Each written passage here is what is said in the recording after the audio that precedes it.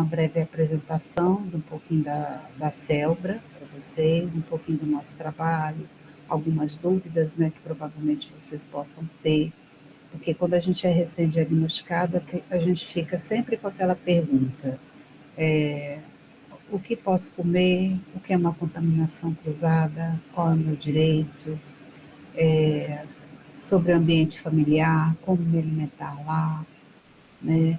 A insegurança, ela toma um pouquinho de conta da gente nesse momento, mas com a rede de apoio que a gente quer passar para vocês, vocês vão ver que vai ser tudo bem suave nessa transição, né? Nesse momento que a gente passa. Como anteriormente a Guida falou, a gente vai estar aqui com eu vou colocar Manu, desculpa, Manu, depois você se apresenta, que é o hábito já, que ela também vai nos ajudar, esclarecendo algumas dúvidas que pontualmente alguém possa ter, né? E ela também vai estar norteando comigo essa atividade, né, para vocês. E aí eu vou dar um minutinho para ela se apresentar, tá? E aí eu começo a falar um pouquinho da associação para vocês, ok? Por favor, Manu. Se quiser, Lídia, eu me apresento mais adiante na parte ali do celíacos, pode continuar, tá Ok, bom? ok. Para vocês que estão olhando aqui a apresentação, tem o logo da Celbra e do Grupo Celíacos do Brasil. Todos aqueles que falam sobre, tem um grupo, ele é bem-vindo à associação. Tá? A associação já tem aquela em formato, né? Mas todos são muito bem-vindos e todos agregam a nossa causa, vamos colocar assim, ok?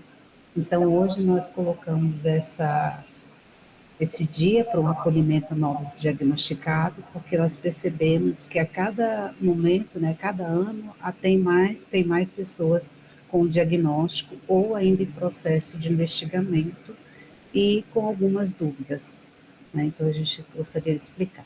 Por favor, Guida, próxima. Não podemos deixar de falar o que é a doença celíaca, porque às vezes você tem lá falar assim, é celíaco, não pode comer trigo, aí você fica sem saber o que seria isso, não é comer trigo, acha que somente tirar vai resolver, mas tem muitas coisas que a gente gostaria de pontuar aqui.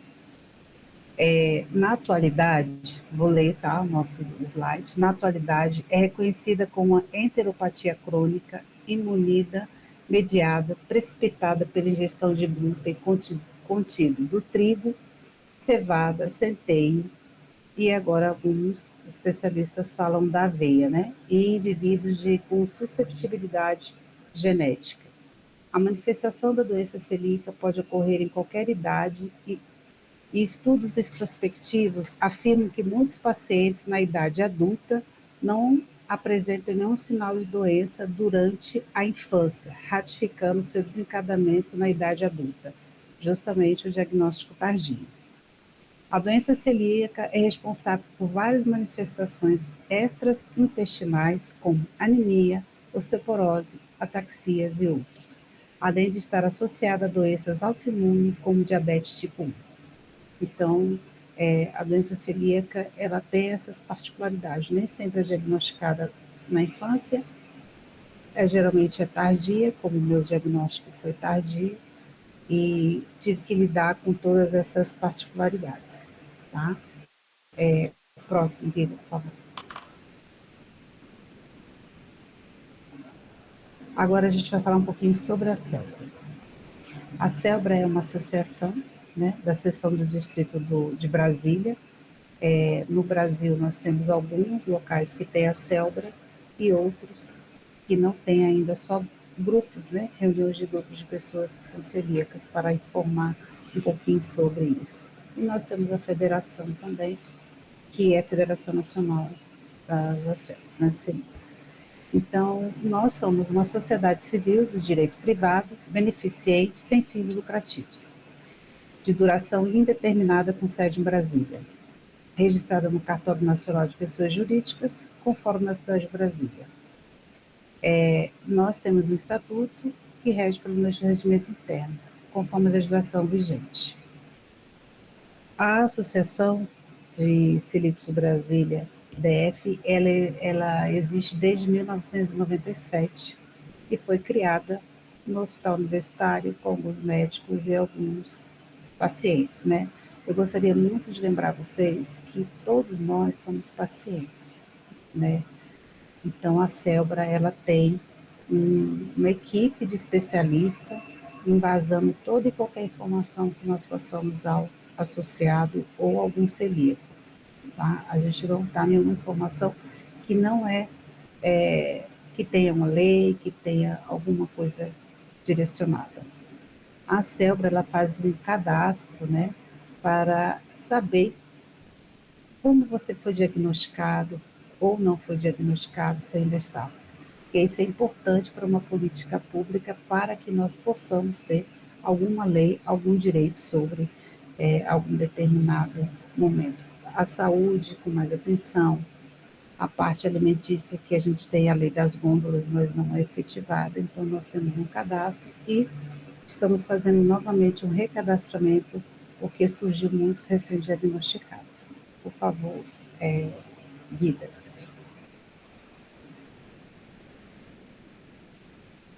Aí, você quer falar agora, Ana? Obrigada, gente. Oi, pessoal, boa noite, sejam todos bem-vindos. Eu sou a Manu Satê, né? A Claudinha Portas, que está por aqui também, é mais uma administradora do Celíaco Brasília. E nós estamos com o Eduardo, né? Eduardo Rocha, a Claudinha ali aparecendo. Obrigada, Claudinha. A Liliane e também a... Meu Deus, me fugiu o nome da minha amiga. Claudinha, me ajuda. Bom, mas nós somos uma organização civil, né, que busca atuar para acolher todos os celíacos, não só os celíacos, mas todos aqueles que têm alguma desordem relacionada ao glúten, não necessariamente o celíaco, mas também o alérgico ao trigo, os que são sensíveis, mas possuem a sensibilidade ao glúten não celíaca, né? A dermatite herpetiforme. Então, a designação é Celíacos Brasília, mas nós abraçamos a todos aqueles que tenham alguma desordem. Às vezes a Hashimoto, às vezes só a DM1, como foi mencionado ali pela Lídia. Então, o nosso maior objetivo é justamente ser um grupo que acolhe essas pessoas que estão, que descobriram o diagnóstico, né, receberam esse diagnóstico, independente da fase de vida. Nós temos pais que participam do grupo, né, porque receberam o diagnóstico dos filhos, que são menores. Nós temos também as pessoas que tiveram o diagnóstico tardio. Enfim, não importa o tempo em que houve a descoberta, nós buscamos acolher a todos. E eu, como mencionei, sou uma das administradoras do grupo e também sou conselheira da Celbra, né? Faço parte do conselho consultivo. E a nossa atuação é de buscar, né, sempre trazer informações atualizadas, fazer o acolhimento de vocês, partilhar um pouco da nossa experiência. No meu caso, eu fui diagnosticada há 13 anos. O meu diagnóstico foi tardio, né? Aproveitando para falar um pouquinho para vocês. E eu era assintomática até então. Só depois do diagnóstico, em função de uma condição muito específica na minha saúde, que me deixou muito debilitada e ativou o meu sistema imunológico de uma maneira muito pesada, foi que a doença celíaca despertou, né? Porque os genes já estão lá, é uma doença genética, então a gente já nasce com ela. Mas até então não estava desperta, e eu também não tinha nenhum sintoma. Então, por ter sido algo muito abrupto, eu passei pelo processo de luto muito demorado. Então, às vezes pode ser alguém que esteja participando aqui, que tenha enfrentado isso ou esteja enfrentando isso, saiba que você não está sozinho. E que também ó, estou viva aqui para provar que a gente sobrevive ao diagnóstico e que há muita vida depois dele, tá?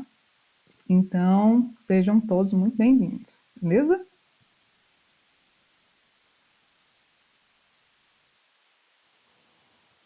Pode continuar. Isso, beleza. Você quer continuar? Sim, Beleza.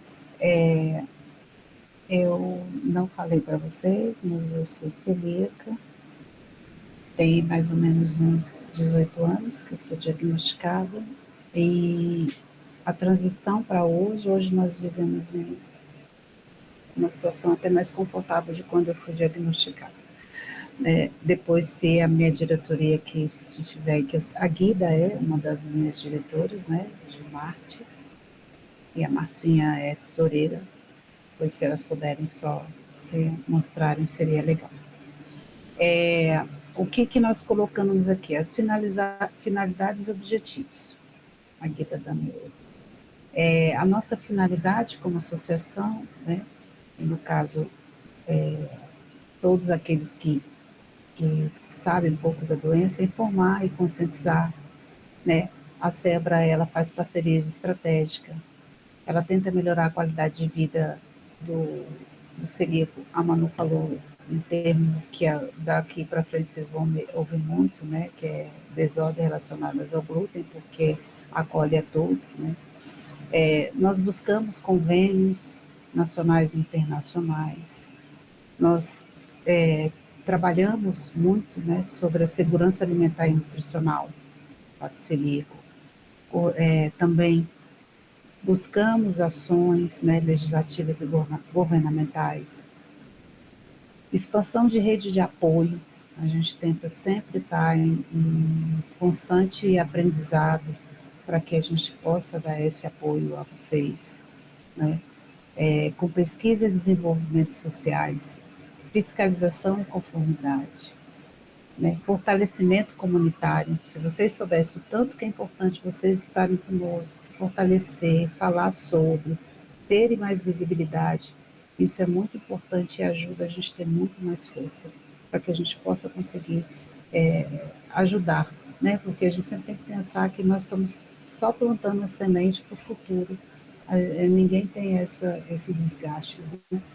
Emocionais, vamos colocar assim, né? A fiscalização e a conformidade sociais, inclusão e diversidade, cidadania e redução da desigualdade. Esse é o nosso objetivo. A gente tenta colocar esses objetivos em prática. Talvez, às vezes, a pessoa pense, não está fazendo nada, mas a gente está fazendo sim, porque nosso trabalho é de formiguinha. Conforme vai aparecendo as pessoas e elas vão se voluntariando e nos ajudando, tendo mais visibilidade no seu trabalho, na sua casa, com seus amigos, na escola, talvez pareça pouco, mas é muito grande, para que as pessoas possam falar. Hoje as pessoas já entendem quando você fala eu sou celíaca, né? Eles ainda falam, você não pode com isso, às vezes até meio com algumas equivocação. Mas eles ainda falam. Antigamente nem isso falavam. Riam da minha cara, vamos colocar assim, de quem é diagnosticado. Mas mais tempo, né? Vamos lá, Guida, próximo, por favor. Aqui a gente colocou, para vocês entenderem, qual é o nosso trabalho, o que nós fazemos hoje, né? Orientar e informar, o acolhimento, cadastro de celíacos, né? Porque a gente precisa mapear como é que está a doença em Brasília e no Brasil, né? Para incentivar, como eu falei anteriormente, a política pública e pesquisas sobre as condições. Esse cadastro é muito importante porque aqui em Brasília é a única ponte que nós temos para fazer um diagnóstico, vamos colocar assim, gratuito, é o Hospital Universitário, que é o nosso parceiro. Então, isso é muito importante, a gente ter o cadastro para poder eles terem esse norte também, para poderem pedir material genético, exames. No caso, nós também orientamos sobre a segurança alimentar, que é a rotulagem, alimentos, marcas e parceiros, para que associado. O celíaco, vamos colocar assim, tá? Os que têm as desordem relacional do glúten, eles possam ir lá, experimentar, saber olhar um rótulo, que a partir de agora todos vocês têm que aprender um pouquinho sobre a rotulagem, sobre manipular alimentos, né, para o seu próprio segurança dentro de casa. Sobre atuação política. Lutas por leis que garantam o direito aos celíacos, como rotulagem adequada de alimentos e acesso a exames gratuitos, como eu falei. A gente luta para isso, o único lugar que temos é o hospital universitário, e a questão da rotulagem adequada, todos nós sabemos quem avisa, então todos que estão aqui, que veem uma rotulagem errada, tem que denunciar no PROCON, né, na ouvidoria do GDF. A SEBRA ela só pode atuar nesse quesito quando tiver muita pessoas fazendo, porque eu não vi o rótulo, vocês vão tirar foto, a gente vai passar depois um passo a passo sobre essa questão. A SEBRA hoje ela participa de conselhos ligados à alimentação nutricional, que é o Conselho, e alimentação escolar, que é o CAI, e o Conselho de Saúde, né, que é o SUS. Mas só que a SEBRA no SUS ela só atua na região central, na RA1, porque as outras RAs não têm conselho do SUS, mas estão se criando com a nova conferência, vão se criar novos conselhos.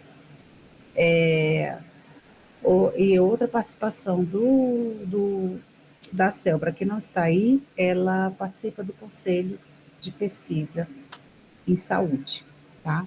Para vocês terem uma ideia que o trabalho da CELBRA ela é bem ramificada, não fica só na alimentação, ela fica na educação, ela fica na saúde e na nutrição, tá? Por favor. Aspectos importantes que, como falei, quando a gente é recém-diagnosticado, a gente quer saber qual é o passo importante para essa nova descoberta, uma nova realidade.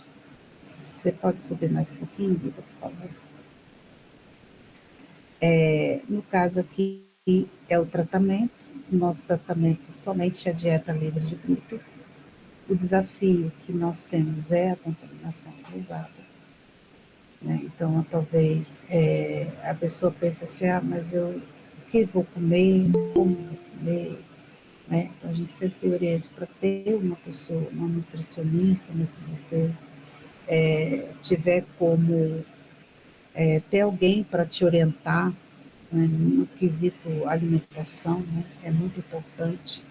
A contaminação cruzada, ela tem vários, às vezes a pessoa diz, estou me alimentando bem, faço tudo direitinho, mas ainda me contamino. Então, a gente quer passar um pouquinho hoje para vocês em que norte vocês vão acompanhar a questão da contaminação, apesar que vocês são bem FBI, né? Eu acredito que vocês estão bem antenados. Então, a gente colocou umas observações aqui de alternativas, de produtos processados, produtos naturais, né? Mais frutos, diminuir industrializado, né? E sempre substitui os produtos como está colocado aqui em natura. Isso daí é uma coisa que, com o tempo, a gente vai se adaptando e vai vendo que a gente vai ficando bem e a gente evita, né? Até os processados. Manu, você quer complementar, por favor? Tá super tranquilo, Lídia. Pode continuar.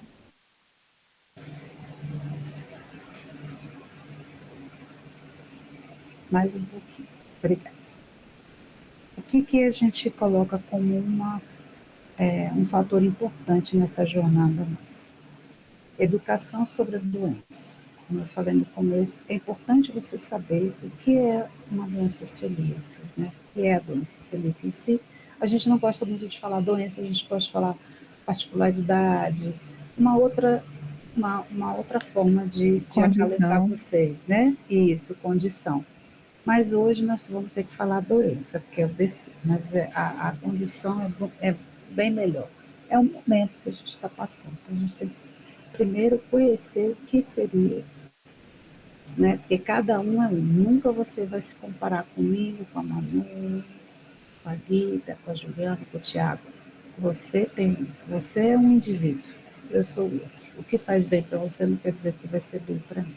Então, a gente tem que aprender a se educar com a condição nova que nós temos hoje. Adaptação alimentar. Adaptação alimentar é muito de você, né? Ah, eu gosto muito de comer um pão de manhã com presunto e queijo.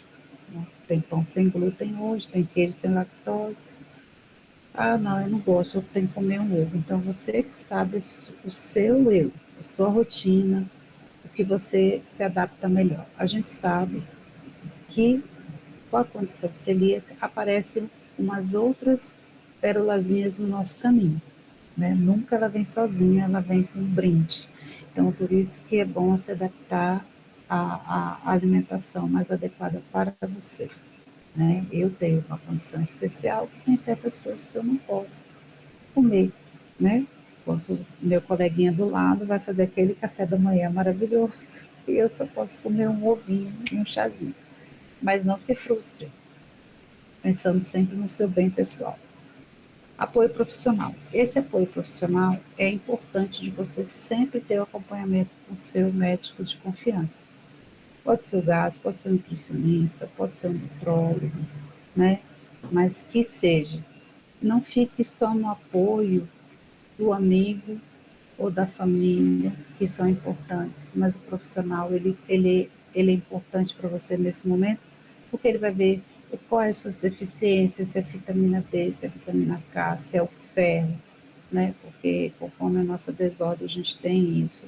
Às vezes a gente está super bem, quando chega amanhã, está tudo baixo, né? Então, esse acompanhamento profissional é muito importante para você também, até para você se conhecer. Ah, eu estou tomando muito café, o café não é legal para mim, tomo cafeína demais, um chá demais, né? Tudo em excesso para cada indivíduo não é legal. Né? Eu sou a pessoa maníaca do café, só que tem época que eu tenho que tirar um pouco do café e ir para o chá. Né? Às vezes nenhum dos dois. Então a gente tem que ter esse apoio profissional e até psicológico para que a gente possa entender isso. Para vocês terem uma noção, faço atendimento psicológico até hoje, porque para mim foi muito difícil a mudança. Né?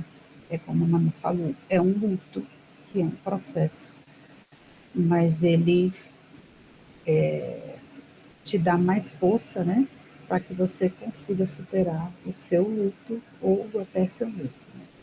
Redes de apoio. Redes de apoio é importante. Eu sei que às vezes a gente não concorda com algumas informações, que a gente não concorda com algumas ideias, mas a rede de apoio nos liberta.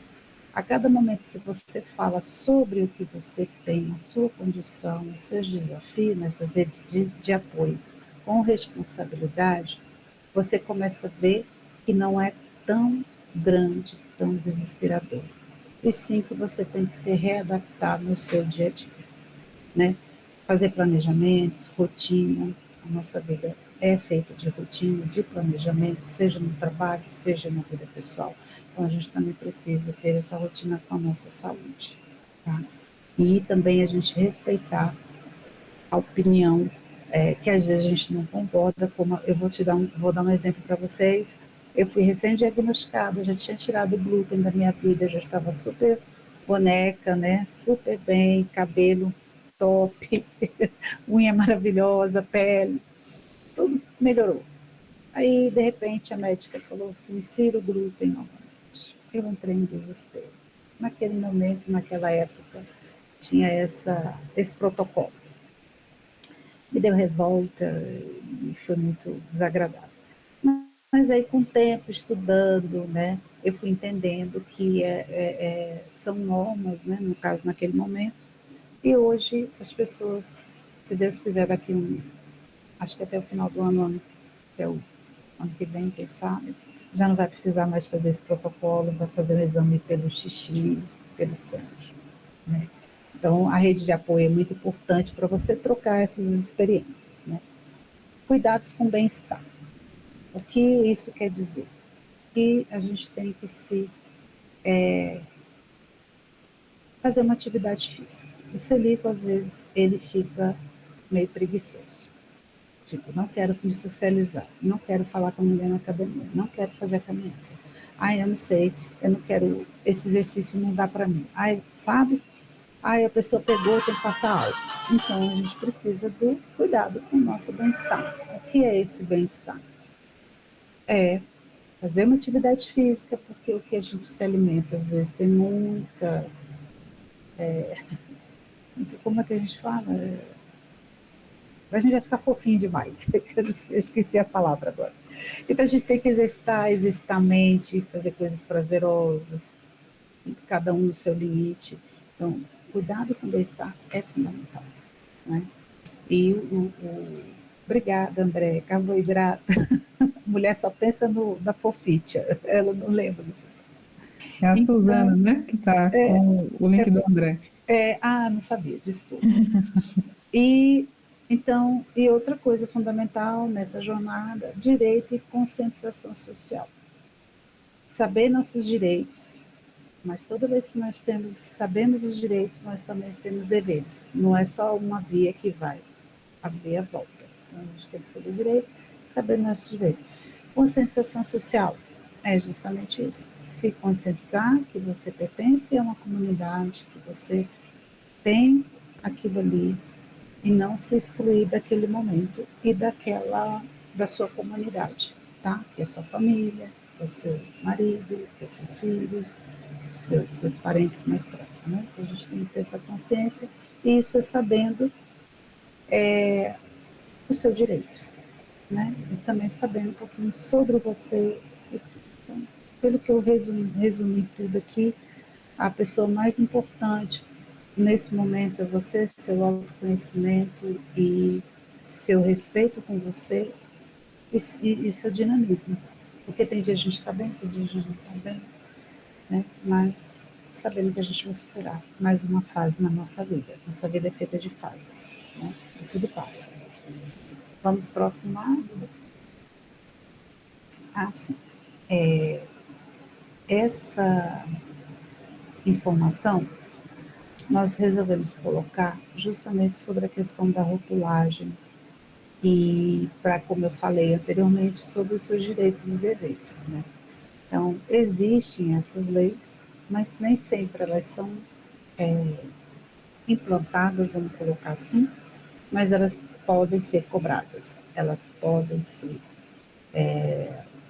exigidas para o nosso próprio bem, porque ela está ali, porque se existe uma lei, a gente pode cumprir. Então, às vezes, o governo não tem tantos profissionais, mas a lei está ali para que a gente, que é o maior interessado, possa cobrar isso das instituições, né?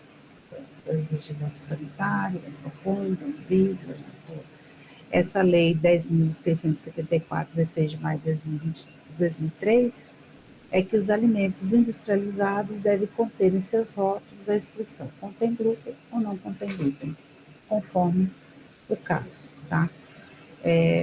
E a resolução RDC 727, de 1º de julho de 2022 da Anvisa, ela é uma norma sobre a rotulagem de alimentos, no caso embalados, incluindo as regras para identificação de alergênicos, ingredientes que possam causar reações adversas.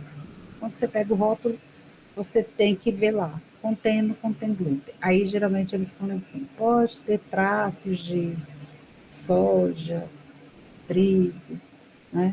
Então, vocês têm que ter essa malícia e saber ver essas informações e se elas estão escritas ou não.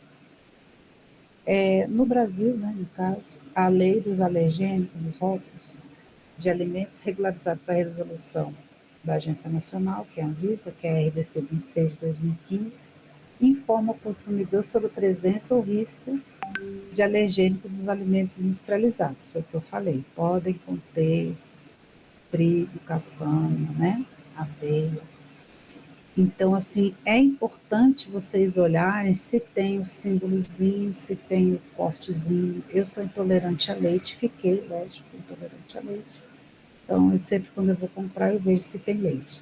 Uma coisa que pouca gente sabe, que dependendo do adoçante, tem leite, né? Então, eu sempre compro um adoçante específico, que eu sei que ele não tem leite, mas está no rótulo. E outra coisa que tem que se perceber também sobre a questão da rotulagem é que às vezes você compra um produto sempre e não vê mais o rótulo confiando, chega um tempo ele pode mudar essa rotulagem. Então é sempre bom confirmar novamente, porque a gente usa essas particularidades da indústria, para quem gosta de consumir industrializados, né? Ou precisa porque faz alguma atividade, vai levar para o colégio, para o trabalho, né? Então tem que ficar bem atento a essas questões de leis, né? Próximo, por favor. Como eu falei anteriormente, tem esse passo a passo aqui, depois a gente vai colocar lá no grupo uma coisa mais dinâmica, mas para vocês entenderem. Toda vez que vocês pegarem um produto danificado, vamos supor, com um bichinho estragado, vocês têm que tirar a fotinho deles, onde que foi, né? Se possível, a embalagem ou o produto com isso, onde vocês compraram, e vocês fazerem a denúncia na Anvisa. Aqui em Brasília, nós temos o site da secretaria, que é no caso do GDF, que você coloca lá, faça aqui a sua denúncia. Mas para a sua denúncia prosseguir, ele tem que ter fatos. Tudo tem que ter fatos. A foto, o cupom, onde você pagou, se você falou com alguém, né? Você chegou em casa e foi ver que estava cheirando mal. Você tem que relatar isso nessas nesses órgãos fiscalizadores, que seria a Anvisa, e reclamar no PROCON. Eu vou dar um espaço para a Manu, que ela tem mais prioridade nesse assunto. Não, imagina, só complementar também, que não é só em função de algum prejuízo material que o alimento possa estar apresentando, mas especificamente também em relação a erro de rotulagem, né? Por exemplo, quando ele está identificado em alguma parte em que não contém glúten, e quando há uma percepção na descrição dos ingredientes ou até no alerta para os alérgicos, ter a especificação de algo que possa conter glúten. Por exemplo, acho que em algum dos grupos hoje ou ontem, não sei, alguém publicou algo sobre um rótulo que tinha especificado não contém glúten, lá estava a descrição de pode conter trigo ou contém trigo, alguma coisa assim. Então, isso é um exemplo clássico, né, de que o rótulo está equivocado. Então, precisa ser revisto aquilo dali. Então, nestes casos, principalmente, nós precisamos conduzir isso para os órgãos fiscalizadores, para que eles mantenham contato com a empresa e seja feita a correção, né, do rótulo, no caso, ou do processo. Então, às vezes, por exemplo, há alguns anos atrás, a Flashman, não sei se vocês têm conhecimento mais de fermento, aquela marca de fermento também, de chantilly, de uma série de produtos. Mas especificamente de fermento, eles, na comunidade se sabe que o fermento da Flashman é seguro para celíacos, ele realmente não contém glúten. Mas houve uma leva em que inseriram a informação, contém glúten. E daí foi identificado, após manter o contato com a empresa, de que houve um erro na fabricação das embalagens e acabou que o rótulo ficou equivocado, mas o produto de fato era seguro. Então é importante ficar atento a isso para poder tomar as medidas que são cabíveis. Um outro caso, que aí já foi o contrário disso, foi com aqueles biscoitos Porto Alegre, tipo sequilhos, essas coisas assim, em que costumeiramente era encontrado como sem glúten e em alguns produtos depois começaram a rotular contém glúten. Pessoalmente, eu mantive contato com a empresa e foi identificado que eles estavam ampliando a produção e eles não tinham capacidade mais para fazer a separação dos produtos. Então, eles começaram a rotular contém glúten, justamente porque haveria a possibilidade de contaminação cruzada. E por mais que o produto em si não tivesse glúten, só o fato de estar compartilhando com o maquinário e por eles não terem mais a capacidade de fazer a separação, a partir daquele momento eles já estavam rotulando como contém glúten. Então, os materiais, os produtos que estavam em gôndola anterior àquela data em que eles começaram a publicar que continham glúten, eram seguros, eles já haviam feito a separação, tudo certinho. Mas posterior àquela data, já entrava com contém glúten. Então, às vezes a gente vai se deparar com isso. Ou um erro de rotulagem por conta de algum equívoco no processamento das embalagens, mas o produto é seguro, só que a empresa precisa comunicar isso, se for o caso, fazer um recall, enfim, isso precisa ser comunicado e a gente tem responsabilidade nisso. Não só responsabilidade, mas interesse. Como também o caso que a Elidia até bem mencionou, para a gente estar atento ao rótulo, porque não é porque de costume a gente consuma que aquilo dali vai ser eternamente seguro. Não necessariamente. As empresas mudam os processos, as empresas mudam os insumos. Então, o nosso alerta aqui para a fiscalização não é só no sentido de impor um regramento e cobrar, mas também de orientar, de auxiliar, de entender o lado de quem está do lado de lá fabricando, mas sermos coerentes na hora de direcionar essa verificação, ou na empresa diretamente, porque eles precisam manter uma equipe técnica qualificada para nos responder sobre os processos e suas modificações, como também para a gente direcionar para os órgãos fiscalizadores, para que eles possam cumprir o papel de fiscalizar e orientar, não necessariamente de imputar medidas mais severas, né? Porque isso são estágios dentro da fiscalização, mas de realmente orientar aquela empresa a conduzir o processo de rotulagem da maneira mais adequada, tá? Pode continuar, Lídia, obrigada. Não, obrigada a você. A Manu já falou do contato com o fabricante, o tanto que é importante, que tem o telefone, né, na embalagem, dependendo do produto, e a comunicação local na ouvidoria da Vigilância Sanitária, que eu também já comentei. Lídia, Oi. deixa eu só fazer uma observação nessa etapa, porque uma dúvida muito grande, muitas vezes no grupo, muito do que você falou, do que a Manu falou, né? Que as pessoas veem uma rotulagem errada ou um produto que não está na conformidade e não sabe o que fazer, para onde pedir o auxílio ali, né?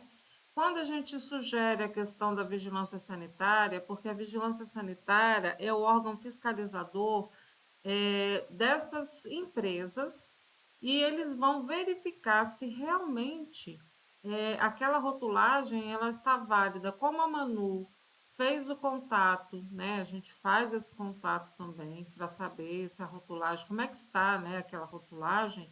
Muitas vezes a não conformidade da rotulagem ou algum problema que aconteça, né, num produto que você tem no rótulo ali que não contém glúten, mas que a pessoa o tempo todo passa mal, né, e não é nenhum food map, não é uma alergia, é realmente uma rotulagem errada, a questão da Anvisa, da vigilância sanitária, ela pode ser acionada. Então, a gente entra via ouvidoria, tem os programas do governo, a gente pede ali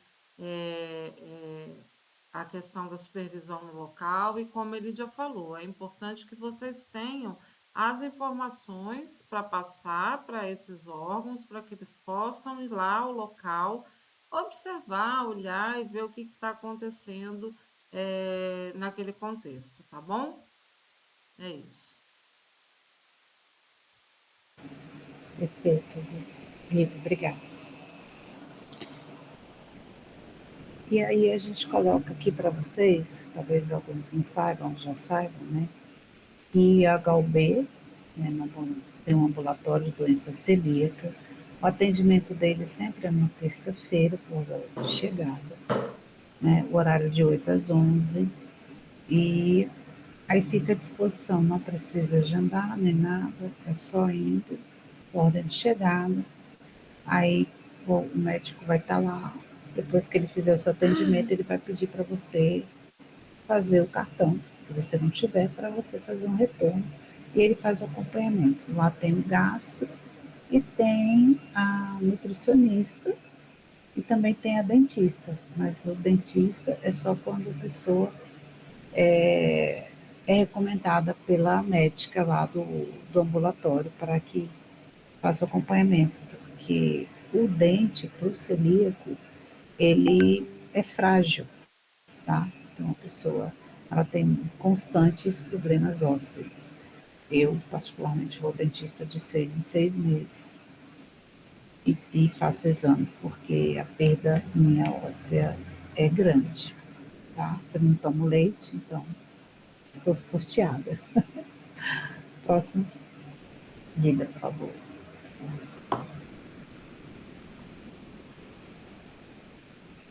Aí nós colocamos essa parte para dúvida, quem quiser pode levantar a mão, ou a gente retorna para alguma situação, ou gostaria de falar alguma coisa, né? Até colocar alguma coisa sua que vocês gostariam de compartilhar.